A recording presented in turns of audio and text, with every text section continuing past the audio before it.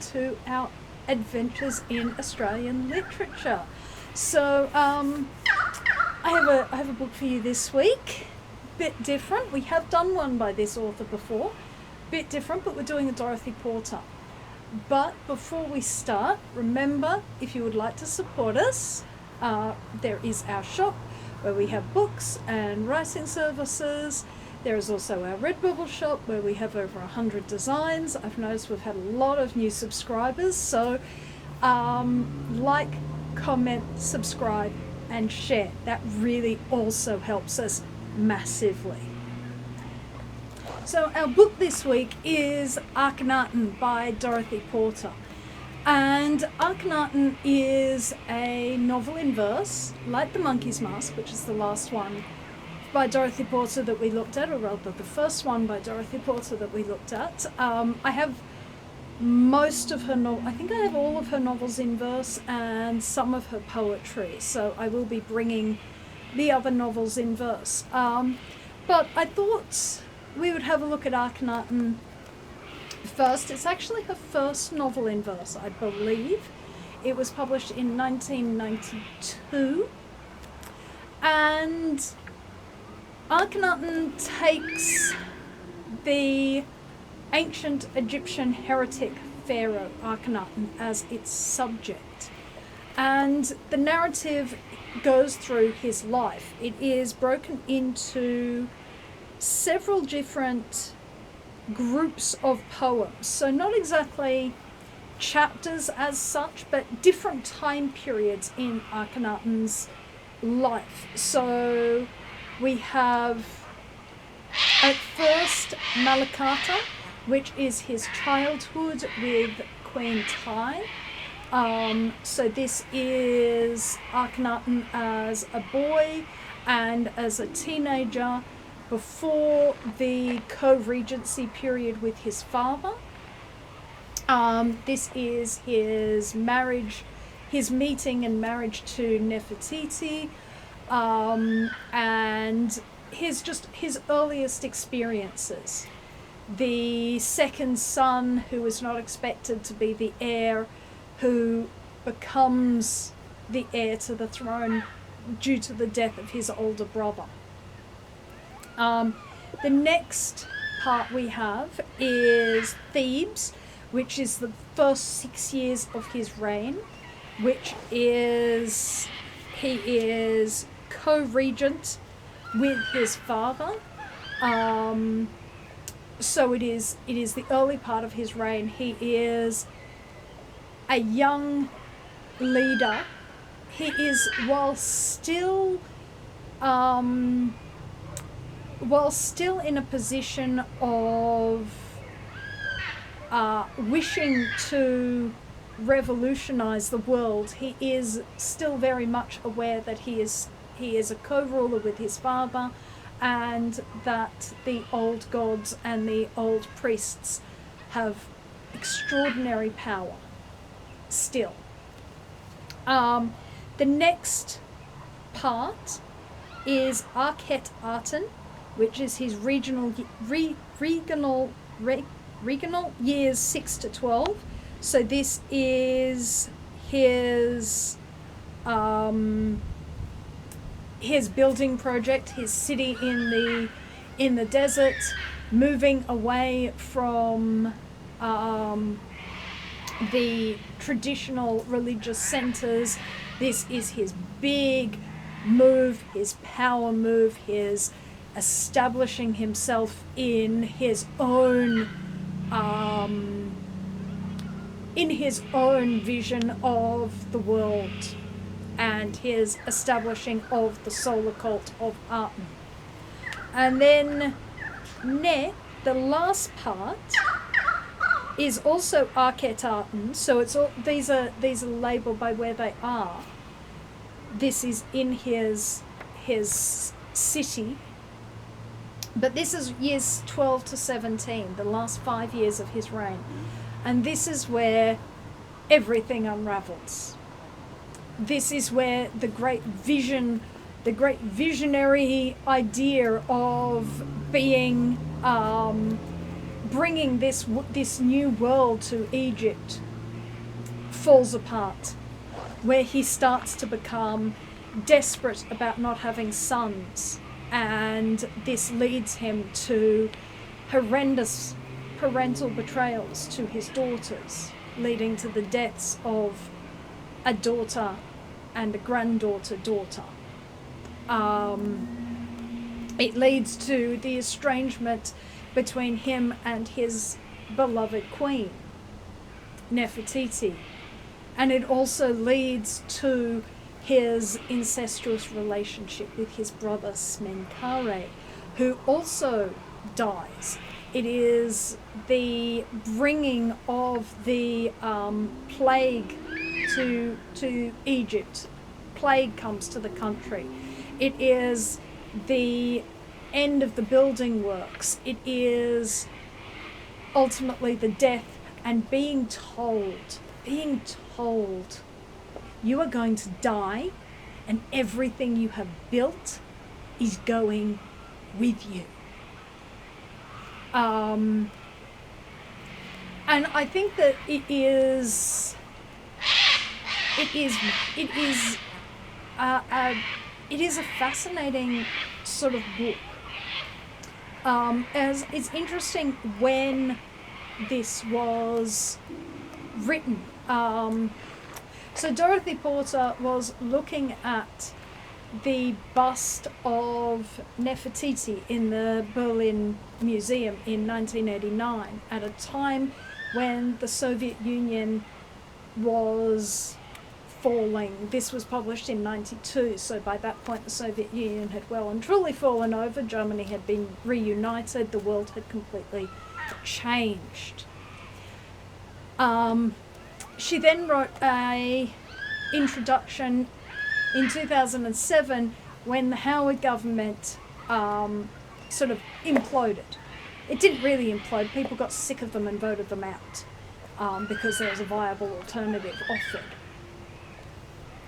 But at the time it looked like it had imploded because it looked at the time like it was never going to go away. It looked like another Menzies government that was like, oh God, how do we get rid of this? And it was a regressive government at that time. So she was writing it in that mode. And looking at this, what I was thinking, reading this now, is that Akhenaten is really the first tyrant, the first recorded genuine tyrant. And that's how I read this book. The ancient Egyptians are truly ancient. They were ancient to themselves. So that by that I mean Cleopatra is closer to our time than she is to the pyramids. That's what I mean by they were ancient to themselves, and they were a very static society. They're a very static society, and that seems to have been part of their strength. Was the fact that they weren't a culture that changed a lot. Akhenaten is a pharaoh from before Ramses. So he is pre even the biblical time period. So he is really ancient. He's in the same dynasty as Hatshepsut, the female pharaoh. So why, what could this unspeakably ancient king, this unspeakably ancient ruler of an ancient world, possibly say to us? What could he say to us? What could he possibly say to us in the 21st century? Why Akhenaten? Well, I think it's quite an interesting question to ask, because I think Dorothy Porter, like Philip Glass, because Philip Glass used Akhenaten too. Philip Glass, in his trilogy of operas of Iconoclasts, which is Einstein, Gandhi and Akhenaten. I think that Dorothy Porter saw Akhenaten as a disruptor. Akhenaten, reading this now in 2025,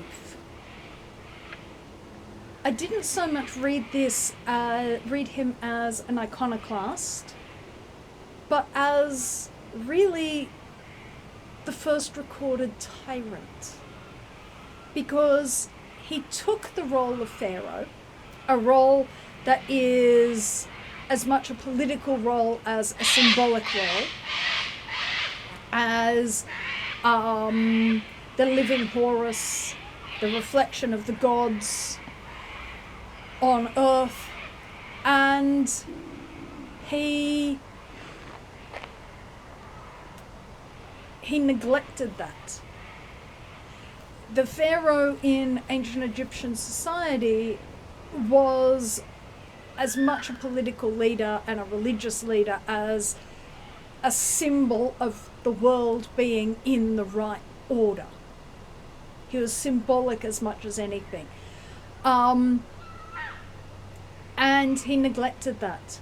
He took that enormous power and he turned it inwards, and he ignored the needs of the people, ignored the needs of the empire, ignored the needs of ambassadors, of vassal states that required Egypt's protection against other enemies.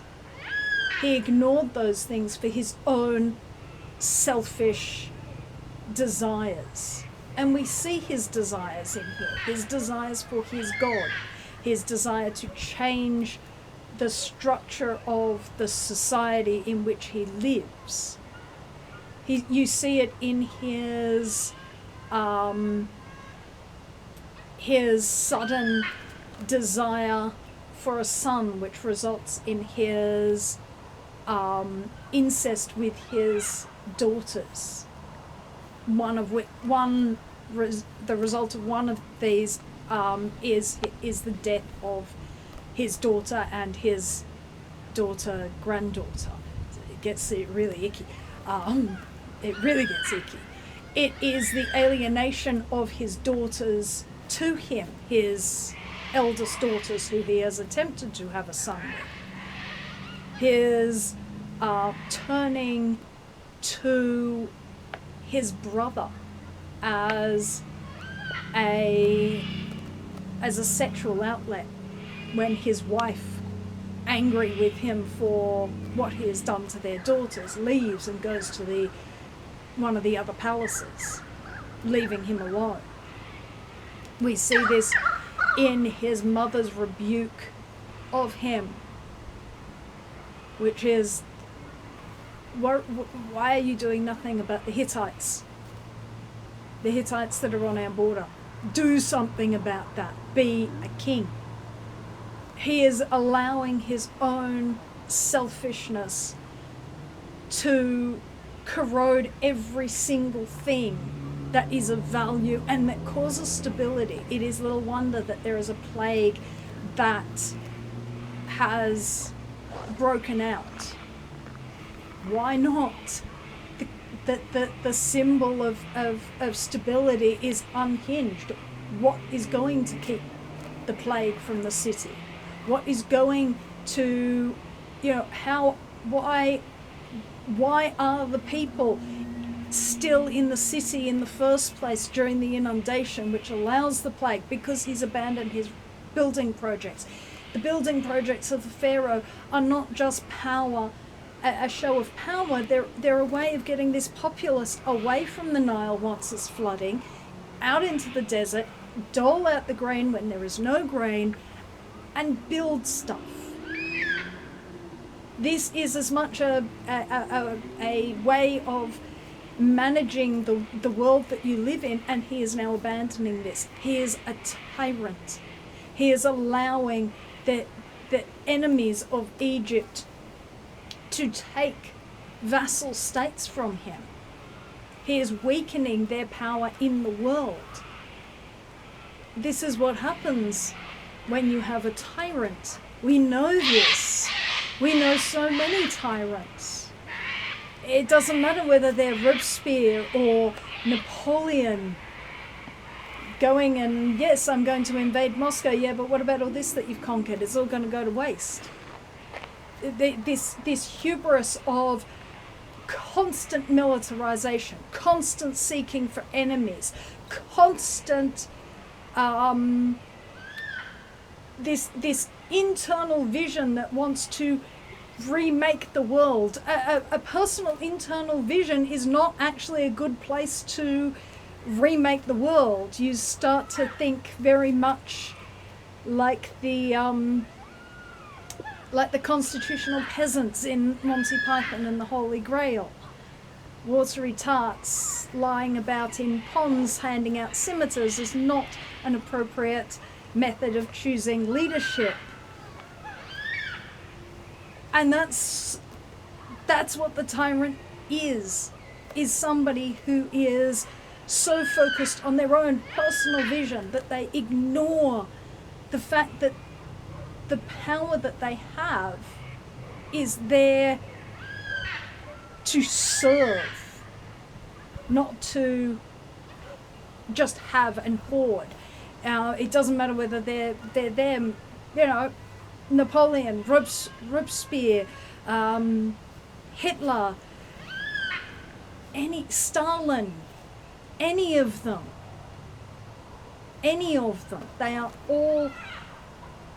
They're all people who are allowing I'm going to remake society to overtake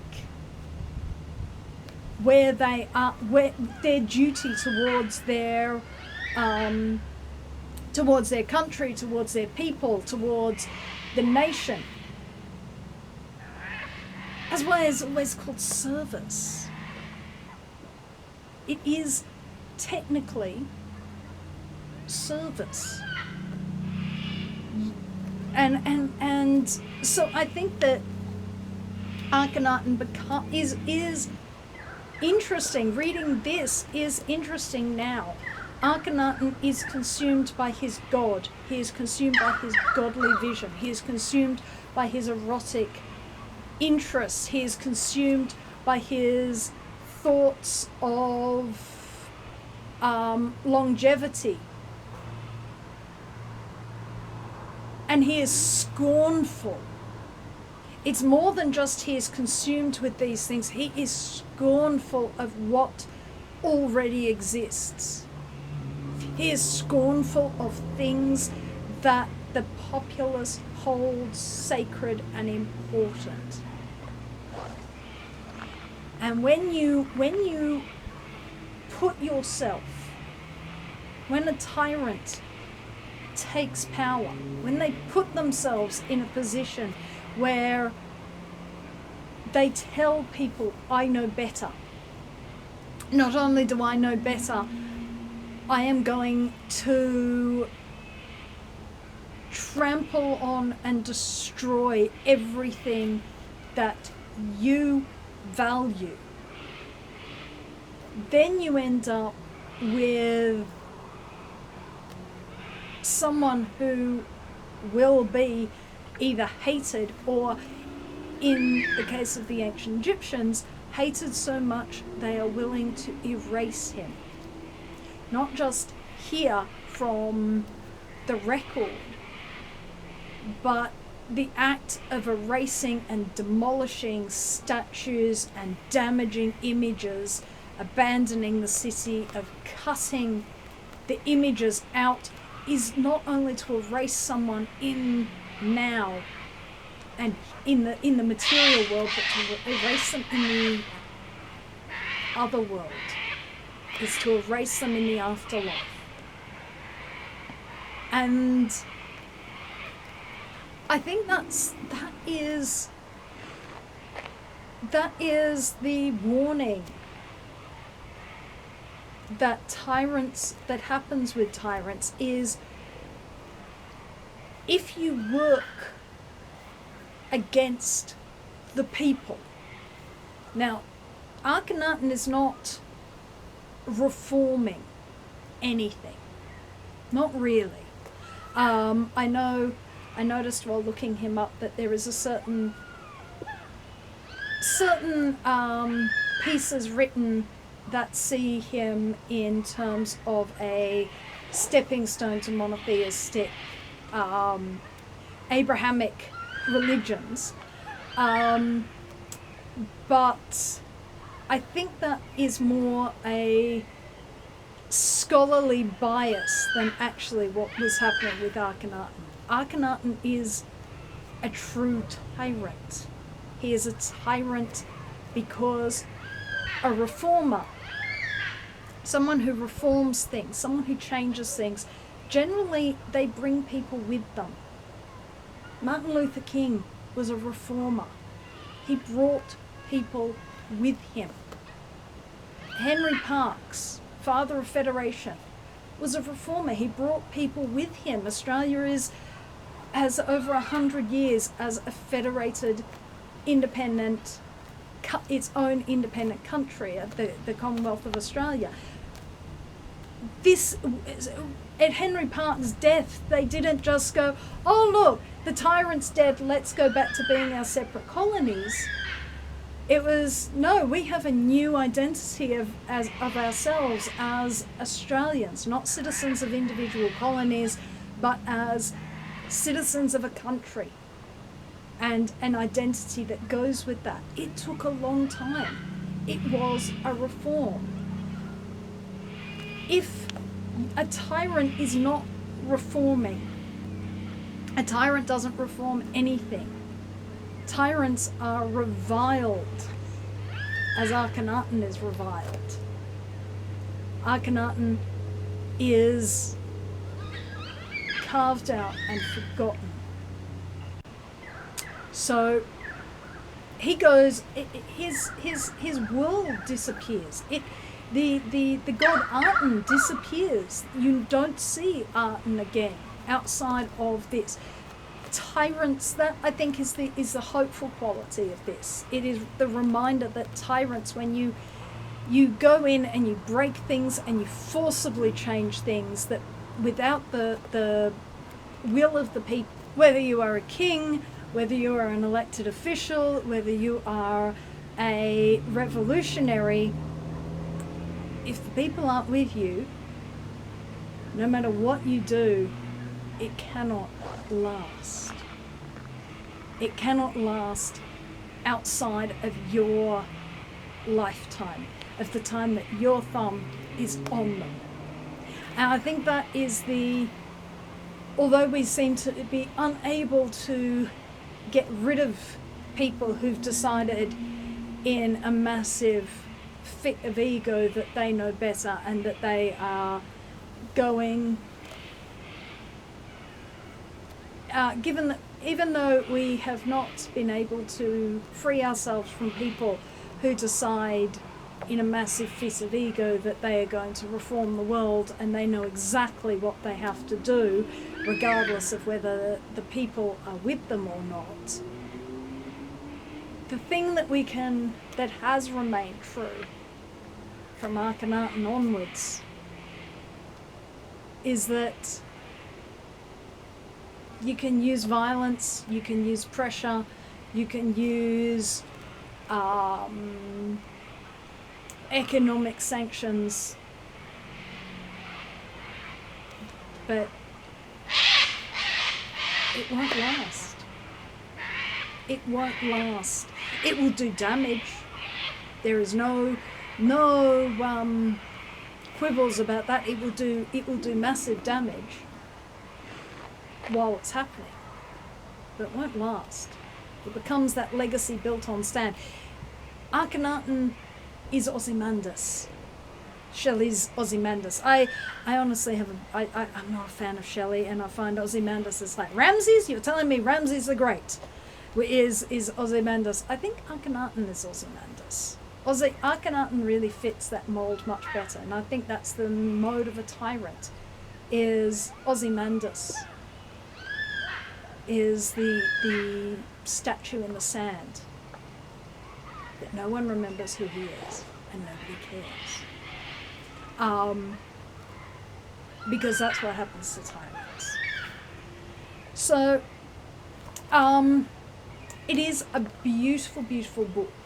I like any of Dorothy Porter's writing. It is intense, it is erotic, but it's narrative. And I think that's what does make her quite an interesting poet. So, Akhenaten, go check it out. Go check it out.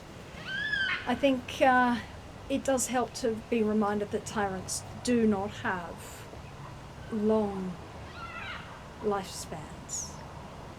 They are mortal. And we can pick up after them. We've just got to survive them. But anyway, that's our book for this week. And I will be, well, somebody will be back next week. It'll either be Otterline or Her Ladyship. It depends on which book we read first. So until then, happy reading, and I will see you again later. Bye-bye. If you would like to support this channel, come across to the Black Cockie Press website, www.blackcockiepress.com.au, where you will find books and other writing services to help with your writing.